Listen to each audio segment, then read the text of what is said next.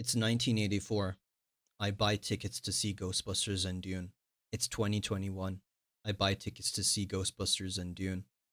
It's 2024. I buy tickets to see Ghostbusters and Dune. It's 2019.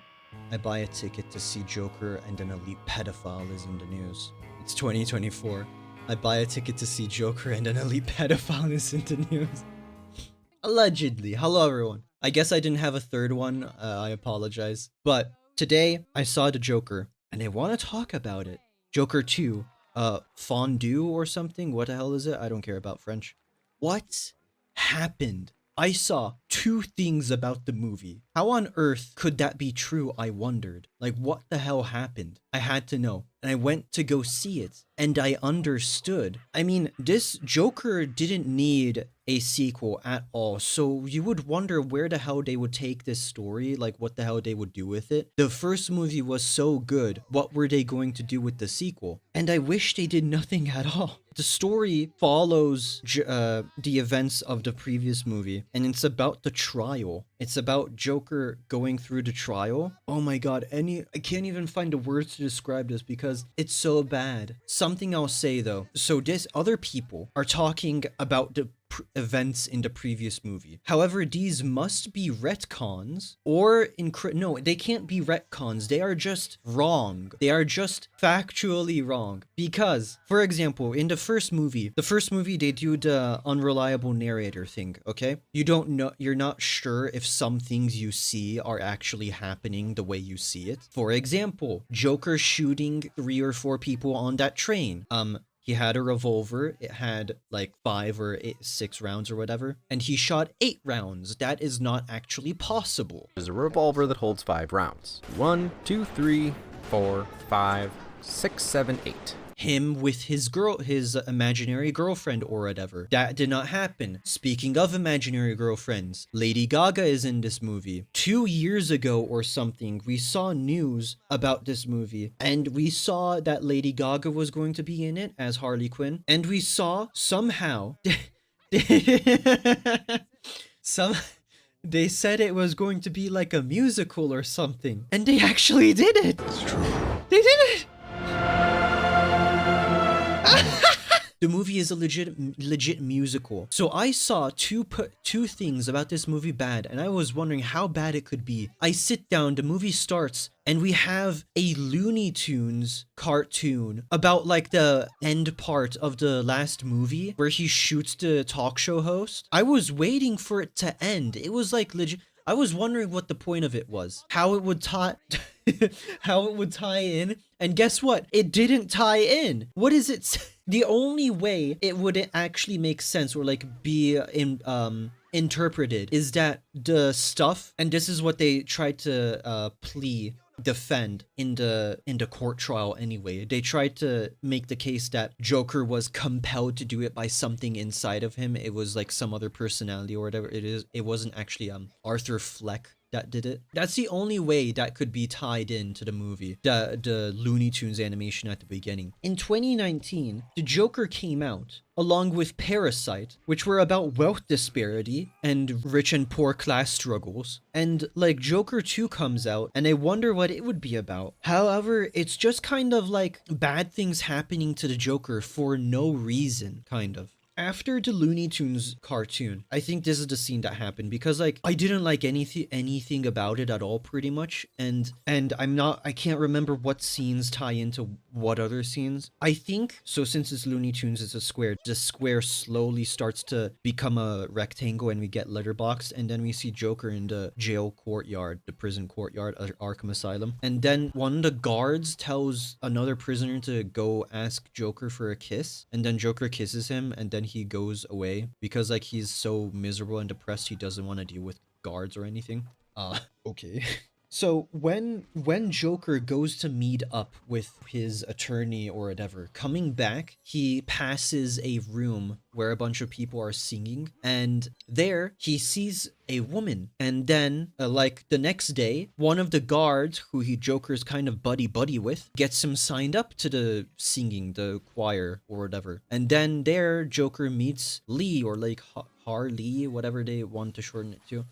Very surprisingly to me, I wanted to make the point that like Hollywood should stop trying to push singers as actors because it's like kind of annoying, I swear to God. However, surprisingly, Lady Gaga isn't actually that bad. It's like she's like just okay. I don't really care. I'm just going to spoil it, I guess. Although like I don't so turns out later on we learn Harley isn't actually insane or whatever. She's a rich kid. I swear to God. Harley is a rich kid from like upper New York or whatever you want to call it. Her dad is a doctor. Her mom is a lawyer or something and she's well off and she has nothing going on in her life. And she gained an affinity to Joker after, yeah, this too. They said they made the stuff that happened in the previous movie into a movie. And again, this is where the not even retconning, the like entire wrongly telling everything of the past movie happens. Okay, so once Harley is in, this is when the musicals actually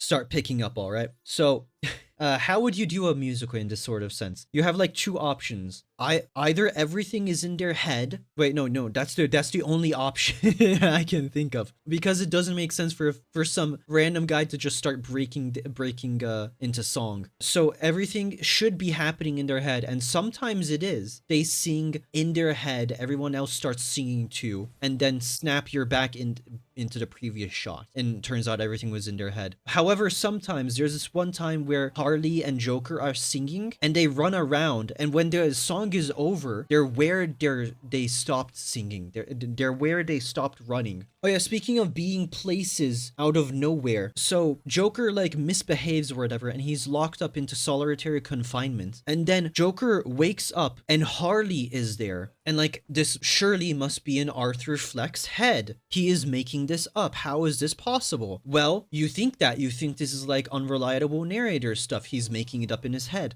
Harley tells Arthur that she sweet talked the guards into letting her in. That is insane. You cannot believe that. However, get this, guys. If you told me in 2019 that I would see canonically Joker have sex with Harley Quinn on screen, I would not believe you. However, that's what we do have. We have a sex scene in Joker 2. How could Joker was an incredible movie. How could they improve it? Add sex. Holy crap. So Harley and Joker make out, and then Harley is like, wait, I want to be with the real you, and then starts doing makeup on Arthur Fleck so that he becomes Joker. So like, obviously it's saying like, Joker's how you are when you're your true self or whatever. Sure. Or like that, like, it's like throwing out pieces or whatever points. However, there's no like through line. The previous movie had a point. Yes, Arthur Fleck felt more free when he was the Joker. However, we don't see that in this movie. So anyway, they have sexy time, and then the next day, the next time we see Harley, I don't know how much time passes. I'm not sure what to say. So like, this might be manipulation. Who knows? Wait, no. But also, the next day we see Harley, and then she says she's pregnant. Pregante. So one, we don't know how much time passes or whatever. Two, this might be manipulation. But more importantly, three, turns out she actually was in his solitary confinement. Harley actually made it into his jail cell. What the hell? My God. Another thing is too, Harley shouldn't be manipulating the Joker. I'm not even sure if you can call it manipulation. I think Joker is just starstruck by Harley Quinn for some reason. He's just in love. There isn't necessarily a manipulation happening on Harley's part. They're just arguing. They just disagree, and then Harley is upset, and then Joker is upset because of that too. At some point in the movie switches into being like a court drama for like 20 minutes or something. I don't know. It switches into being a court drama. However, it can't do that well either. And it's not interesting. It's not engaging. It's not, well, dramatic, fun, entertaining to watch. Throughout the entire movie, there was maybe one scene that was actually like nice to watch. It was when, I can't remember their name, the little person from the previous movie where Joker attacked one of his colleagues but spared the little person. He comes up to the stand and then he gives his testimony, I think it is. Oh yeah, another thing. Joker fires his attorney at some point because he disagrees with the part like separating Arthur Fleck into Joker or whatever. He says like, Joker's who I actually am, and his attorney isn't saying that. So Joker chooses to represent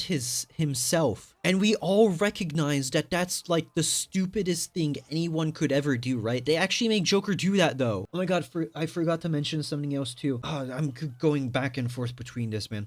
So, the first time Joker meets Harley, he's starstruck, and Harley is telling him to do some things like change his mind about the trial or whatever, and he's like kind of disagreeing with his attorney. And then his attorney says, "You like that Harley Quinn girl, don't you? Don't actually fall for her though. Like she's actually like a rich kid," she says. This is where we learned that like her dad is like rich. She lives in a nice part of town or whatever, and she got herself committed into the asylum herself. So fast forward, Harley Quinn makes a fire and then causes a riot in Arkham Asylum, and they have a musical with Joker and Harley Quinn, and they run around Arkham, and then they jump on the chain link fence, and then the music ends, and like I said, there is no cut. They're just there, and then the guards get them and put them back. So like that musical actually happened or something. But anyway, my point is they do this stuff. Later on, Harley says, "I got myself in, I'll just get myself out." And that sounds ridiculous too. Like there's no way that can happen. I think this is when she was actually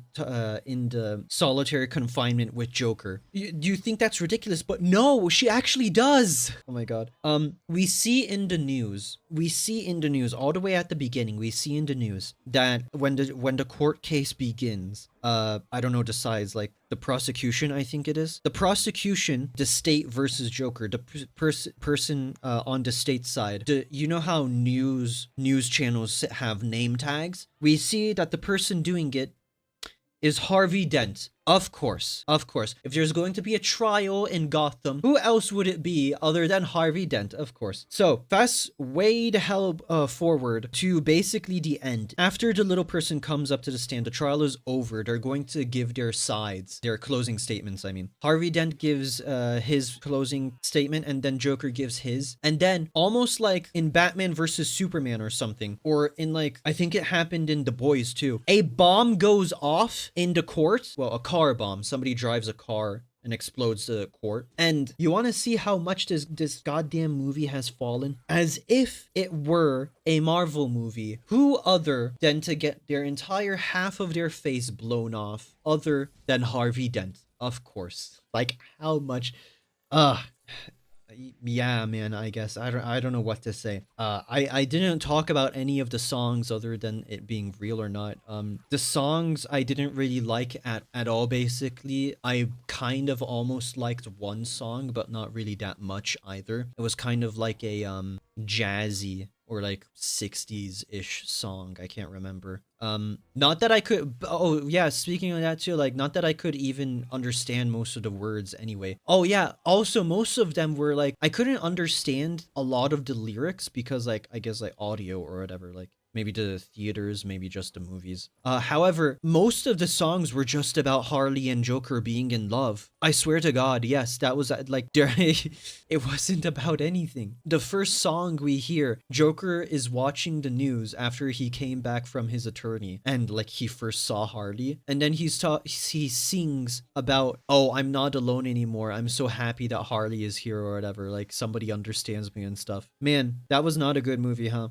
I don't know, man. Go watch the Batman, or the Penguin looks good for now, as much as we've seen it, the 2 episodes. I don't know, man. I've been seeing some things, and I've been rambling for a lot, haven't I? Jeez. I've been seeing some things, and I'm not sure at all where to put this. Like, I don't think it's worth watching, so obviously it's like below 5. I usually don't look at what other people rate a movie. However, I've seen this. People are rating it even worse than Madam Web. I think I need to change up this stuff here, man. Oh yeah, I didn't mention in my previous reviews that I added everything that we've ever done on the channel. So this is the entire mess we have now on the tier list. I'll figure it out later.